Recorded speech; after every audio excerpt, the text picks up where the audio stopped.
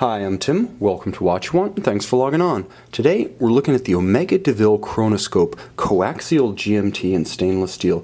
You can see this unique complication on our website, watchyouwant.com. Purchase it there, and if you enjoy these videos, please subscribe to our YouTube channel, Watch You Want Inc.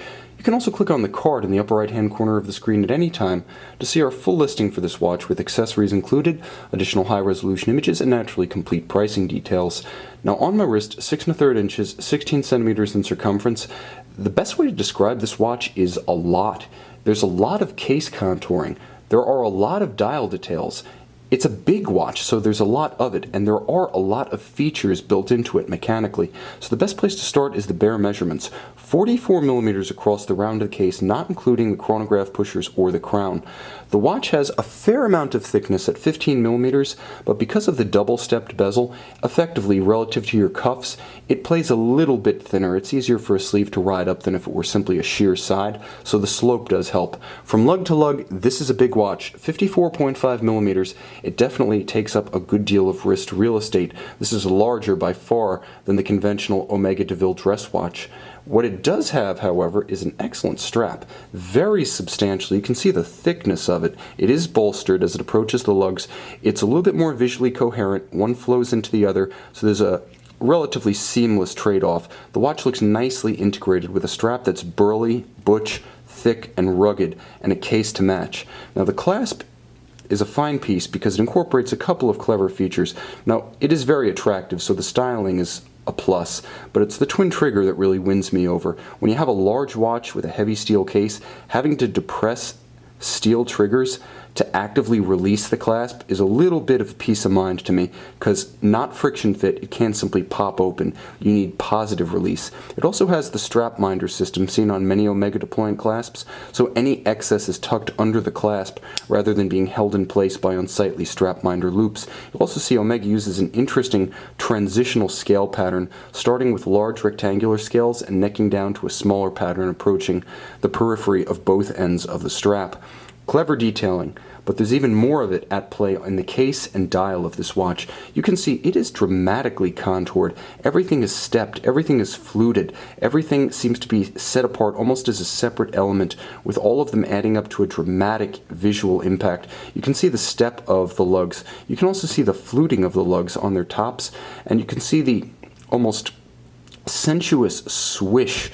It's an interesting integration into the case flank because the lugs being stepped are meant to be read as separate articles, as elements in and of themselves, but with this sort of contoured curve sweeping up from both ends of the case, it visually ties the lugs more strongly to the horizontal aspect of the case.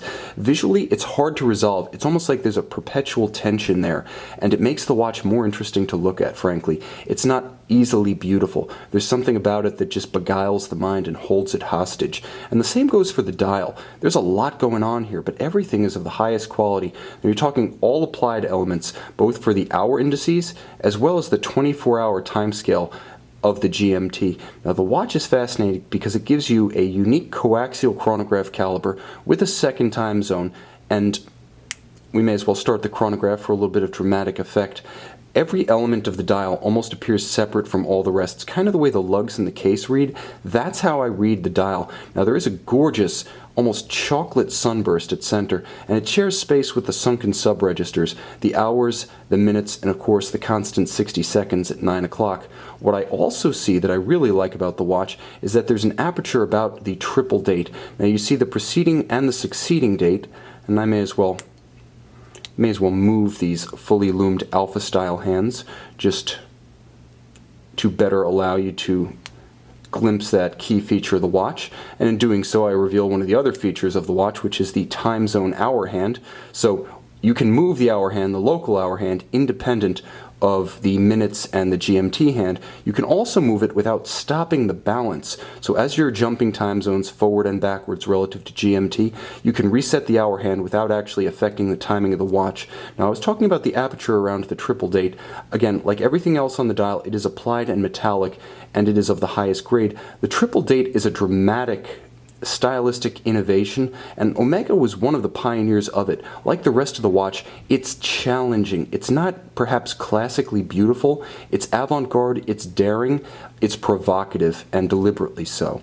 Now, when you turn the watch over, you can see the Omega caliber 3603. Now, it is a 52-hour power reserve, automatic winding. It is a coaxial chronograph caliber, distantly related to the Frederic Piguet 1185. It's more directly based on the Piguet caliber 1285, not so much the 1286, but the 1285. Thicker, it's a higher beat rate than the 1185. It has a longer power reserve in Omega, guys, 52 hours versus the Piguet 40. And it also features a free-sprung balance, so there's a little bit more resistance to shock-induced timing error. Now, the movement itself does have a vertical clutch engagement for the chronograph, so it is very smooth when it engages. There's no jump, there's no stagger when you stop it. It resets to 12 every time. It also has the flexibility to run center seconds continuously, so if you prefer center seconds and not sub-seconds, you can just leave that vertical clutch chronograph running with no additional wear and tear on the movement.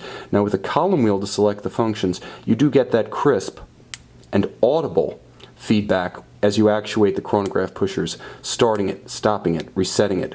Very satisfying in a tactile and auditory sense. And because it is a COSC certified Swiss chronometer, it is exceptionally accurate. It features hacking seconds, pull the crown, stop the balance, synchronized to a reference timer, and a quick set for that triple date, so should the watch ever run down, you can quickly correct it. Finally, should you put the watch on a textile strap or a bracelet, it does have 100-meter water resistance, so there's an additional element of capability engineered into this watch.